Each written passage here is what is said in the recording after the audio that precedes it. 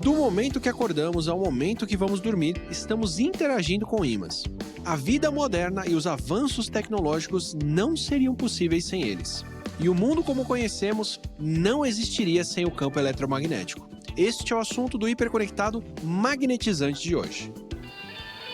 Ah, você tá brincando? Que barato. Olha só.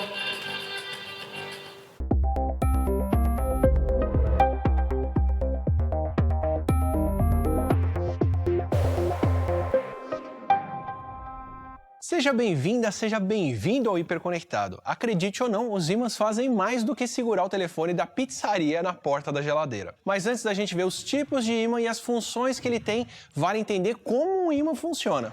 Ímã é todo objeto ou material capaz de criar um campo magnético ao seu redor, capaz de atrair ou repelir outros materiais com características específicas, como alguns metais e outros ímãs.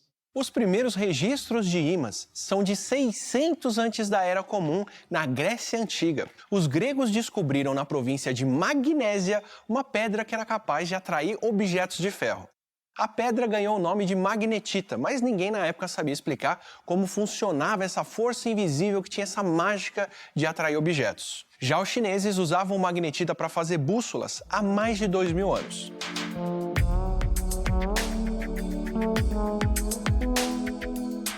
Em 1269, o estudioso francês Petrus Peregrinus começou a explicar essa mágica. Ele notou que toda magnetita, quando livre para rodar em qualquer direção, apontava sempre para o mesmo sentido. Ele também descobriu que a pedra podia transferir o seu poder magnético para uma agulha de ferro comum. Nessa demonstração aqui, a gente vai recriar uma das primeiras aplicações do fenômeno de magnetismo da humanidade, que é a bússola. Para poder fazer isso, a primeira coisa que eu preciso é de um material ferromagnético, nesse caso aqui uma agulha, que vai responder a um ímã que eu tenho aqui sendo magnetizado, que é basicamente alinhar os átomos de ferro aqui dentro para deixar eles responderem todos em sincronia na mesma direção ao campo magnético. Agora, eu preciso criar um sistema onde essa agulha pode responder ao campo magnético sem problemas. Eu podia pendurar ela num barbantinho, por exemplo, mas para essa bússola ficar um pouco mais prática, eu vou colocar essa agulha em cima de uma rolha aqui. Você pode fixar isso com um pouco de cola quente, ou cola líquida, alguma coisa assim. Eu estou usando aqui simplesmente uma fita crepe porque é mais rápido. Agora eu vou pôr essa agulha, que eu espero que esteja magnetizada, dentro de um recipiente com água, para a rolha poder boiar e deixar essa agulha girar para lá e para cá. E eu acho que a nossa agulha já está respondendo ao campo magnético, porque pelo menos ela está seguindo uma direção aqui. Para testar isso, eu vou virar ela e vou ver se ela corrige a própria direção. E ela está corrigindo a direção aqui e apontando, nesse caso, para norte, que está nessa direção aqui em relação onde a gente está gravando. A gente tem uma bússolazinha aqui também apontando para norte, na mesma direção da bússola que eu fiz, ou as duas apontam para o campo magnético muito mais forte do imãzinho de neodímio que eu tenho aqui perto. Fica todo mundo doidinho.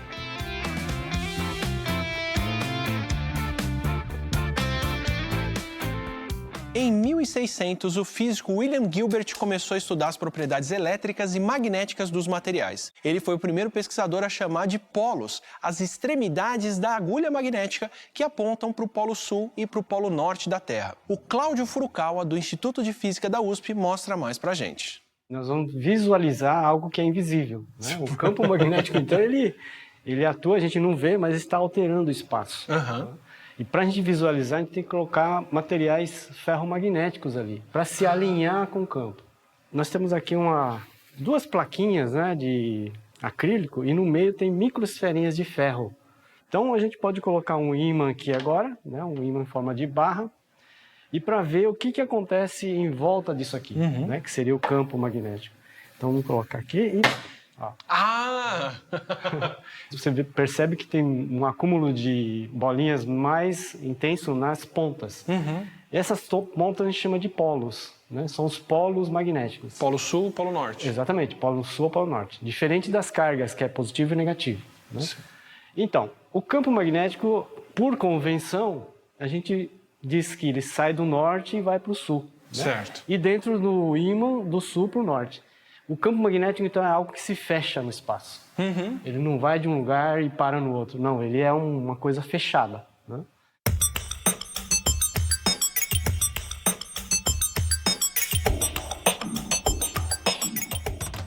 William Gilbert concluiu então que a Terra é um grande ímã, e o campo magnético da Terra tem o mesmo padrão do ímã que a gente viu no laboratório. Pensando nas tecnologias do mundo moderno, foi em 1820 que Hans Christian Ørsted reparou na relação entre campo magnético e campo elétrico. Ele reparou que o campo magnético da bússola era afetado por corrente elétrica, e a mistura desses dois fenômenos possibilitou uma revolução na tecnologia. Ørsted fez o seguinte, ele pegou um fio, colocou perto de uma bússola. Essa sombra aqui é um fio de cobre. É um fio de cobre. Vai passar uma corrente elétrica por aí. Certo. Então, quando eu ligar, eu vou ligar agora. Ó. Então tem uma pilha e essa pilha está passando uma carga nesse fio aqui. Exatamente. Tá.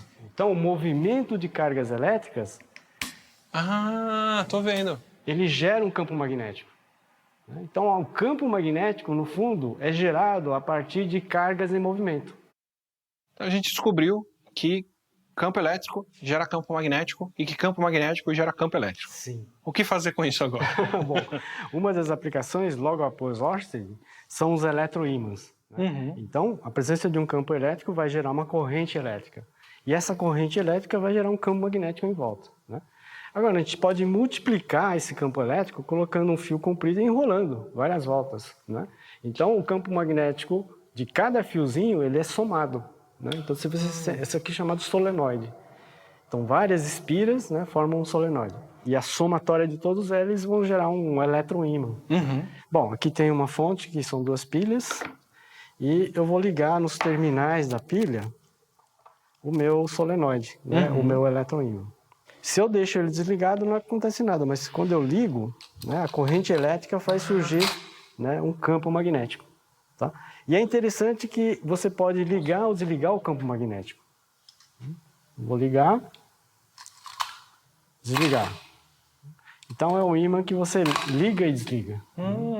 Tudo que a gente usa hoje em dia, de uma forma ou de outra, de equipamento elétrico, eletrônico, Sim. de alguma forma está usando essa interação. Exatamente. Os motores, geradores, né? Todos eles usam de alguma forma o campo magnético gerado por eletroímãs, né? Fios.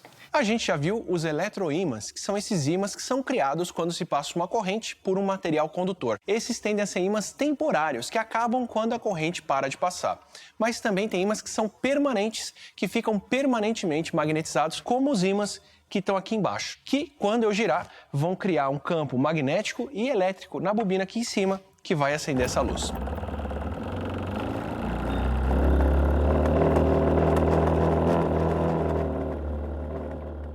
O movimento de um ímã permanente, que desloca o campo magnético e gera o campo elétrico, é também o princípio do funcionamento dos alto-falantes. Quer ver? Aí, no caso, eu tenho só um fio de cobre enrolado. Tem mais ou menos umas 50 voltas aqui. Tem um fiozinho que vem aqui, deu 50 voltas e saiu por aqui. Exato. E eu vou colocar, vou fazer passar uma corrente elétrica alternada. Certo. De acordo com a música, né, que nós temos aqui no amplificador. Tem um amplificador de áudio, a saída do alto-falante estou ligando aí. Então, ele vai transformar as ondas sonoras do que seria a música em uma corrente que vai variar Exatamente. nessa voltinha aqui. Nessa voltinha. E ela vai vibrar esse papelão? Desde que tenha um campo magnético. Ah, tá. Né? Então você vai segurar isso aqui e colocar o campo magnético próximo aqui no meio da espira. Certo, eu vou virar então para todo mundo poder ver. Certo. Então eu vou ter que pôr ele aqui. Isso. Ok, vou ligar. Pode deixar um pouquinho mais longe. Ó! Um pouquinho mais perto. Espera aí. Ah, você tá brincando? Que barato. Olha só. Entre os ímãs permanentes, nós temos os ímãs naturais, como é o caso da magnetita, e os ímãs artificiais, que nós criamos. E dos ímãs artificiais temos vários tipos. Alnico são ligas de ferro contendo alumínio, níquel e cobalto. São mais econômicos e são bastante usados no setor industrial graças às suas propriedades e resistência a altas temperaturas. Ímãs de ferrite também conhecidos como ímãs cerâmicos, são um dos ímãs permanentes mais econômicos e, por isso, um dos mais usados. Eles têm baixa energia magnética, mas possuem uma ótima resistência à corrosão. Ímãs de terras raras. Essa classificação indica que o ímã usa componentes mais difíceis de extrair. São ímãs superpotentes feitos de uma combinação de componentes como, por exemplo, neodímio, ferro e boro. São os ímãs permanentes mais modernos e mais potentes. Agora a gente vê como são feitos os ímãs de ferrite e quais são suas principais aplicações. Aqui nós fabricamos os ímãs isotrópicos, né? Os ferrites isotrópicos e os ferrites anisotrópicos. São os dois tipos de ferrites que nós fabricamos. Tá? E qual que é essa diferença? O isotrópico para o anisotrópico, a diferença está na prensagem, basicamente. Tá? O isotrópico você prensa ele sem um campo magnético e no anisotrópico você o prensa com um campo magnético. Essa basicamente é a diferença. Uma vez que você prensou, o que acontece com essas peças? Então, passando pelo forno, que é esse equipamento que está aqui, ele ganha as características magnéticas, assim como as características mecânicas também. Tá? Ele fica mais resistente e é aí onde ele adquire as características magnéticas, é aí que ele vai realmente virar um ímã após a magnetização. Você primeiro tem o pozinho, o material básico que você vai usar para prensar. Você prensa uma pastilhinha dessas. Isso. E eu consigo mexer nelas aqui sem uma grudar na outra, porque elas ainda não estão magnetizadas. Exatamente. Aí elas vão assar. Exato. Queimar, né, nesse forno. É, sinterizar. E depois ainda tem que colocar, ainda tem que magnetizar ela. Exatamente. Como? É o último processo. Então, a magnetização se dá num aparelho que a gente chama de magnetizador, né? E que dá uma descarga capacitiva na peça, basicamente. Esses anéisinhos aqui. Esses anéisinhos são usados em medidores de água, que a gente chama de hidrômetros, né? O hidrômetro tem para pagar a conta de água de casa. Exatamente. Esse ímã é usado um embaixo do hidrômetro, aquela parte de cobre que tem o hidrômetro, né? Onde passa a água necessariamente. É usado um ímã desse e na parte de cima, onde eles chamam de relojoaria, é usado o outro ímã desse. Então gira embaixo, a água passa, gira o ímã de baixo e esse ímã de baixo gira o de cima, que gira todo o mecanismo para marcar o hidrômetro. Esse é usado por montadora, é usado na caixa de câmbio para reter as limalhas, né, de ferro que, porventura, venham até na caixa de câmbio. Então, quando eu não engatava direito a minha marcha, dava aquele... Exatamente, aí que sai limalha de ferro. Aí o ímã capta essa limalha para não danificar a caixa de câmbio. E essa pastilha de ímã aqui, grandona? Essa pastilha, geralmente o pessoal usa para enfeite de geladeira. Ok, esse já foi mais... Então, aqueles enfeites de geladeira, o pessoal coloca o enfeite em cima, cola o ímã atrás e coloca na geladeira. No celular mesmo... tem um motorzinho que faz o celular vibrar. É um ímã que faz isso também. É um ímã bem pequenininho, mas é um ímã. Nesse caso, um ímã de neodímio. Neodímio, exatamente. É esse tipo de ímã que está na sua mão.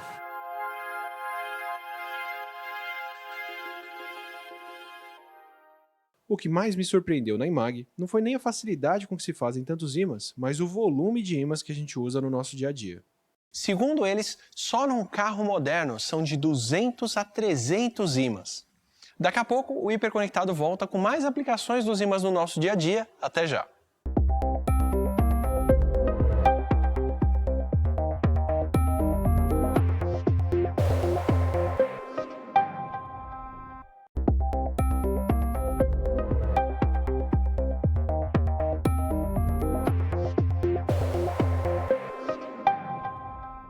Hiperconectado está de volta. Hoje o nosso assunto são ímãs e a sua importância no nosso dia a dia. Agora a gente vai dar uma olhada nos ímãs de terras raras. Ímãs de terras raras. Essa classificação indica que o ímã usa componentes mais difíceis de extrair. São ímãs superpotentes feitos de uma combinação de componentes como, por exemplo, neodímio, ferro e boro. Esses ímãs são muito mais potentes e viabilizaram várias tecnologias modernas. Não porque elas precisam de um ímã mais forte, mas porque um ímã mais forte pode ser muito menor e muito mais compacto e fazer tecnologias essenciais de hoje em dia, como os smartphones, como novos televisores, como carros elétricos e muito mais. a segunda maior reserva de terras raras do mundo, o neodímio é uma terra rara. Sim? Para você ter uma ideia, a China tem 55 milhões de toneladas de terras raras, o Brasil está com 22 milhões de toneladas de terras raras. Mas o Brasil é o 10º produtor. Sim? É o 10º produtor produzindo mais de 300 vezes a menos que a China.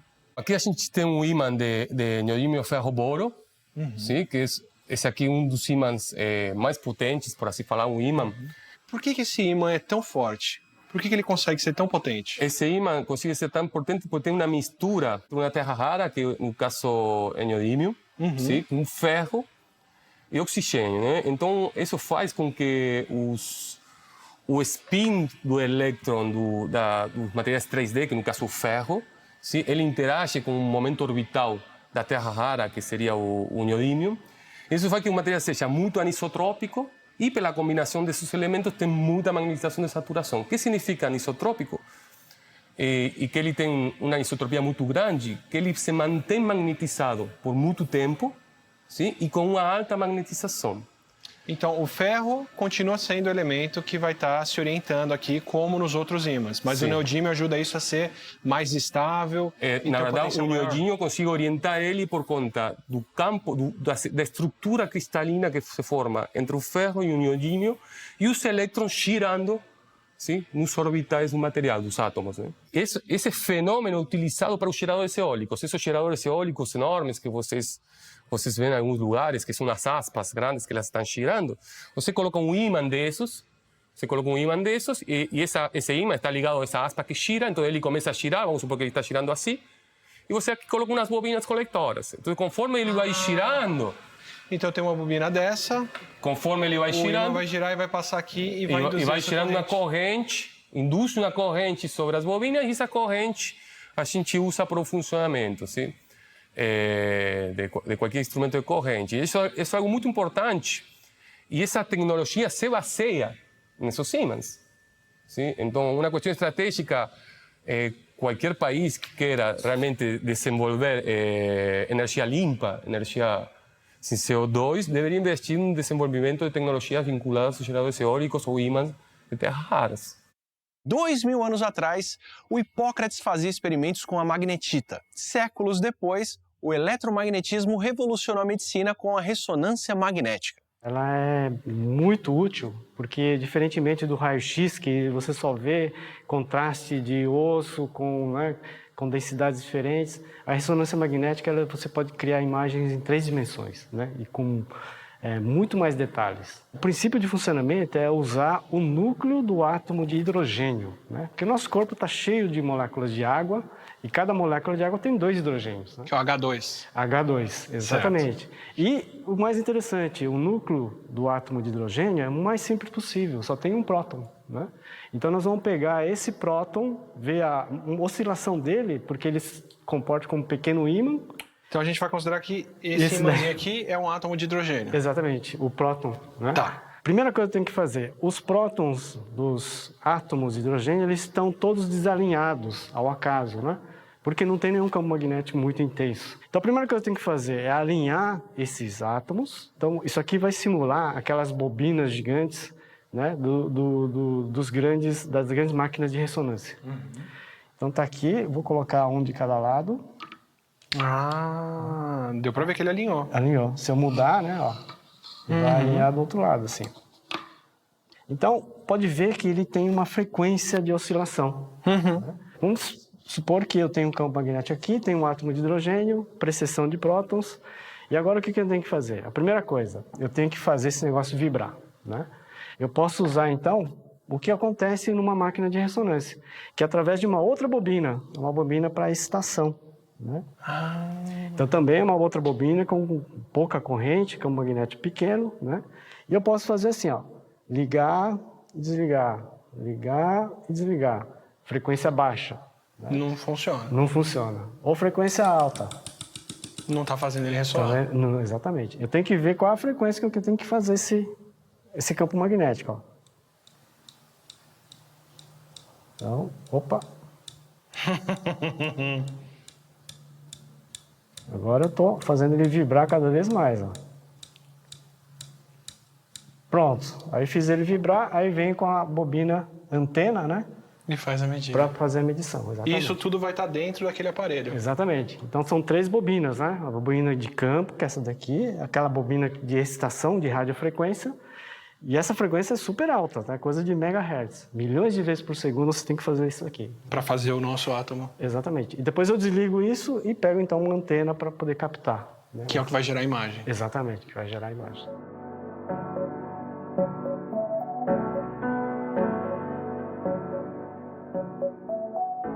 Os ímãs e o magnetismo também são essenciais para muitos avanços médicos modernos. O magnetismo pode criar novos tipos de tratamentos que são mais seguros e mais eficazes. A gente produz a magnetita, mas numa escala nanométrica. Nano, é uma escala métrica, ela é 1/1000º de metro. Então é algo muito pequeno. Então quando a gente produz a magnetita nessa escala, a gente tem o que a gente fala que é o efeito de tamanho ou o efeito de superfície. E qual que é a vantagem de se estudar materiais nessa escala métrica? É que ele vai apresentar propriedades diferentes desse material num tamanho normal. Qual que é a diferença da magnetita, da nanomagnetita, para aquela magnetita que era encontrada na Magnésia, na antiga Grécia? A magnetita, como ela é um óxido de ferro, ela tem os seus spins paramagnéticos. Então, quando ela está em tamanho nano, a gente diz que a gente tem um monodomínio magnético, ou seja, você tem apenas um spin que vai responder ao campo magnético. Então, você aplica esse campo magnético, você tem uma resposta magnética. Assim que você tira, imediatamente você perde totalmente essa magnetização. Tá? Então, a ideia é mais ou menos o seguinte: nós sintetizamos esse material, nós recobrimos esse material com moléculas que sejam biocompatíveis, ou seja, que não vão fazer mal ao organismo. Porque o que eu quero fazer? Eu quero sintetizar nanoveículos para carrear fármacos. O foco da nossa pesquisa é tratamento de câncer. Certo. Então, a ideia é recobrir essa nanopartícula com moléculas que tenham pontos de ligações. Por exemplo, um aminoácido, ele tem grupos, que nós chamamos de grupos tióis, que tem pares de elétrons. Esses pares de elétrons, eles podem se coordenar, se ligar a, por exemplo, um anticancerígeno. Então, qual que é a ideia central? Nós colocamos um ímã, pode ser um ímã de neodímio, né? Um campo magnético na região de um tumor. Uma coisa importante para falar, tem que ser tumor sólido, né? Se você tem, por exemplo, uma leucemia, isso não dá certo. Então, você põe o ímã na região desse tumor e o que você faz? Você já sintetizou a sua partícula num tamanho que seja compatível com células, com vírus, certo? Você recobriu com moléculas biocompatíveis que têm esses pontos de coordenação. Você põe, por exemplo, um anticancerígeno lá e você leva, é o que a gente conhece como drug delivery, né? São carreadores de fármacos. Você leva a sua partícula com esse fármaco até o local do tumor. Qual que é a grande vantagem disso? A primeira coisa, como você vai aplicar o campo, ela vai, assim que você tira o campo, não fica mais magnetizada. Certo? A segunda vantagem disso é um tratamento, claro que não é um estudo, é uma pesquisa ainda, que não vai substituir uma quimioterapia, uma radioterapia, mas é algo menos agressivo. Esse aqui, ele é um ímã, né? Um ímã de neodímio, e aqui é um ferro fluido, ou seja, é a magnetita dispersa na forma de um ferro fluido. Nossa, é um líquido mesmo, parece um óleo. Isso. Ela fica assim, na forma de um óleo. Só que não é um óleo de pastel queimado. O que está escuro aqui é a magnetita, É né? a magnetita, é o óxido de ferro. E agora eu vou mostrar uma mágica aqui para você, Átila.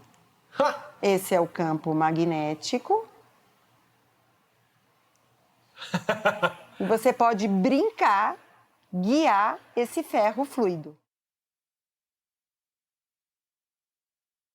Quer dizer, no fim, seria uma coisa análoga a isso aqui que estaria acontecendo no corpo. Ele estaria no sangue, acumulando a droga ou o que fosse nessa parte do corpo. Ela chega ali, libera a droga, você tira para você ver, volta ao seu estado inicial. A gente já viu como a ciência foi importante para o desenvolvimento de novos ímãs, mais modernos, menores e bem mais potentes, e como esses ímãs viabilizaram novas tecnologias. Agora é hora da gente ver o inverso, como os ímãs podem auxiliar na ciência e como eles são essenciais no Sirius, o nosso acelerador de partículas de 68 mil metros quadrados, que é a maior e mais complexa infraestrutura de pesquisa já feita no Brasil. O Laboratório Nacional de Luz Síncrotron funciona como um microscópio gigante e superpotente. Ele consegue observar e identificar a formação atômica de diferentes materiais. Abaixo da estrutura circular estão os pontos de pesquisa onde cientistas das mais diferentes áreas trabalham. Estamos num centro de pesquisa em energia e materiais que opera um síncrotron, que é uma máquina, um acelerador de partículas. E ele é uma máquina para você fazer pesquisa. E ele é uma máquina que opera uma energia muito alta, a energia do feixe de elétrons, que a gente, nominalmente, é um 3 gigaelectronvolts. É como se tivesse 3 bilhões de pilhas empilhadinhas, assim, de energia. O Sirius é um acelerador de partículas. Exato. Você está pegando partículas elementares Elétrons, da matéria, basicamente, os são elétrons, aceleradores de elétrons. e acelerando. Exato, usando radiofrequência, basicamente, então a gente acelera esse dentro de uma órbita confinada, ou seja, dentro de um círculo, é uma máquina circular. E para eu fazer isso, eu preciso de alguns elementos. Os ímãs são um dos elementos importantes para isso. E para eu movimentar um feixe de elétrons, eu preciso de intensidades de campo magnético muito fortes e características específicas. Então, eu estou falando de ordens de grandeza de meio Tesla até 3 Teslas de campo distribuídos ao longo do acelerador todo. E algumas características diferentes de eletroímãs, especialmente, né? Então, eu tenho alguns modelos de eletroímãs que são características de aceleradores. Então, eu tenho ímãs convencionais dipolares, que são ímãs que têm uma componente única de campo magnético. Então, polo norte-sul. Polo norte-sul, que serve para defletir, mudar a trajetória do feixe de elétrons. Então, um exemplo, um acelerador ele tem 360 graus, que é um círculo, tem 50 ímãs defletindo a 7,2 graus. Isso dá os 360 graus. Então, peraí, a gente está numa pista de corrida de elétrons. Exato. E quem faz o elétron fazer a curva são esses ímãs convencionais. Perfeito. O feixe de elétrons, ele não é um elétron sozinho, ele é um pacote de elétrons. Tem alguns elétrons distribuídos em posições diferentes. E eles têm uma tendência natural a divergir. Eles vão abrindo até que eles batam numa câmara de vácuo, que é o caminho, a pista que eles percorrem. Você precisa de alguns ímãs especiais que falam, feixe, não abra mais, focalize, feche. Certo. A gente também tem outros problemas, que daí você vai complicando mais a física. São aberrações cromáticas. Você fala, o que é isso? O feixe de elétrons não são... Além de eles estarem distribuídos na transversal, eles também têm velocidades diferentes. Então, alguns ímãs ajudam a corrigir um em relação ao outro. Então, são focalizações em posições diferentes, em ângulos diferentes. Então, para fazer esse conjunto de ímãs com essa intensidade, daí você começa a crescer o tamanho. Você precisa de uns eletroímãs, você precisa de muita corrente, muitas espiras. Esses são os que vão acelerar. Esses vão acelerar ou até que vão focalizar o feixe. Então, para os eletroímãs, por que eles ficam grandes? Porque você precisa de uma quantidade de espiras ou quantidade de corrente para gerar campo magnético muito intenso. E se chega uma hora que o fio de cobre que você usa como elemento circulante de corrente, ele é pequeno, não aguenta tanta corrente, você tem que ficar aumentando isso. Então, isso vai transformando os ímãs em esses monstros maiores. James, dá pra gente uma noção de como esses ímãs todos se integram nesse prédio absurdo que a gente está aqui do acelerador. A gente está no prédio do Sirius, em cima da blindagem onde estão os aceleradores. Então, a gente está em cima de um bunker de concreto de 1,5 metro de espessura. Por isso aqui? Por isso daqui. Isso daqui é uma das aberturas do teto para a gente instalar componentes. Então, os ímãs foram instalados por essas aberturas, com a ponte rolante, que içaram ele para dentro.